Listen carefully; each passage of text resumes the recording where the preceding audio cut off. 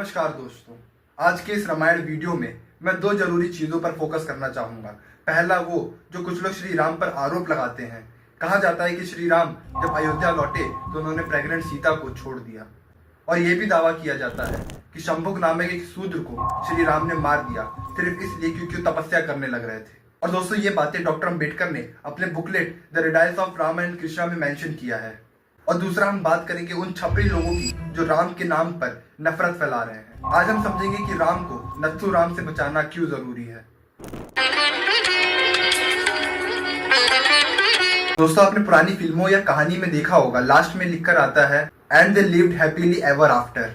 अब जरा वाल्मीकि रामायण के चैप्टर 128 को देखिए। छठा कांड यानी युद्ध कांड का आखिरी चैप्टर। यहाँ पर पूरी कहानी खत्म हो जाती है। राम राजा बनते हैं, विभीषण लंका लौट जाते हैं, सुग्रीव किष्किंधा लौट जाते हैं। राम लक्ष्मण को युवराज बनाने को कहते हैं, पर जब लक्ष्मण मना कर देते हैं तो राम भरत को नियुक्त कर देते हैं। उसके बाद श्लोक 95 से 100 है, जिसे आप सच में कह सकते हैं हैप्पी एवर आफ्टर। राम ने पुंडरिक, अश्वमेघ, वाजपेयी और दूसरे अन्य योग किए जिससे देवता प्रसन्न हो।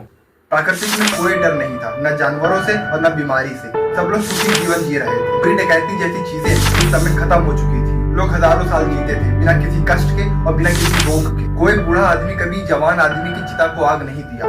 बारिश समय पर होती थी, पेड़ों पर फल और फूल समय पर लगते थे। ब्राह्मण, क्षत्रिय, वैश्य, शूद्र सब लोग अपने काम में रमे हुए थे।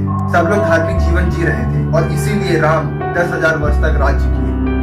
अब आप खुद सोचिए, जब कहानी इतनी अच्छे से खत्म हो रही थी तो इसको इतनी जबरदस्ती आगे खींचने की क्या जरूरत है। अगर वाल्मीकि जी को कुछ और बताना होता तो वो हैप्पी एवर आफ्टर के बाद लिखते, ना कि उसे इस तरीके से समेटते।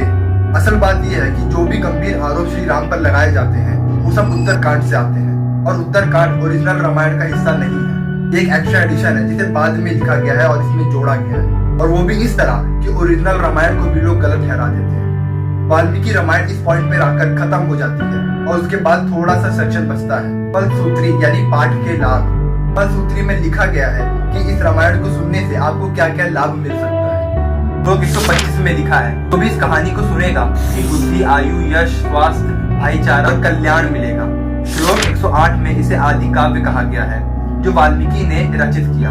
यानी ये क्लियर हो जाता है कि रामायण की असली एंडिंग है। कुछ ऐसी चीजें भी हैं जिस पर ध्यान देना चाहिए। उत्तरकांड में कुछ ऐसी चीजें लिखी हैं जो ओरिजिनल रामायण को भी झुठला देती है। यानी इतना तो तय है कि उत्तरकांड रामायण का हिस्सा नहीं है, बल्कि ये एक ऐसा सेक्शन है जिसे बाद में जातिवाद को बढ़ावा देने के लिए जोड़ा गया है। आप लोग सोच रहे होंगे कि इसको किसने लिखा और कब लिखा। इसका सीधा प्रूफ तो नहीं मिलता, लेकिन अंदाजा लगाया जा सकता है कि जब जातिवाद बढ़ रहा था तो कुछ लोगों ने जातिवाद को बढ़ावा देने के लिए अपने एजेंडा को प्रमोट करने के लिए इसे जोड़ा गया था।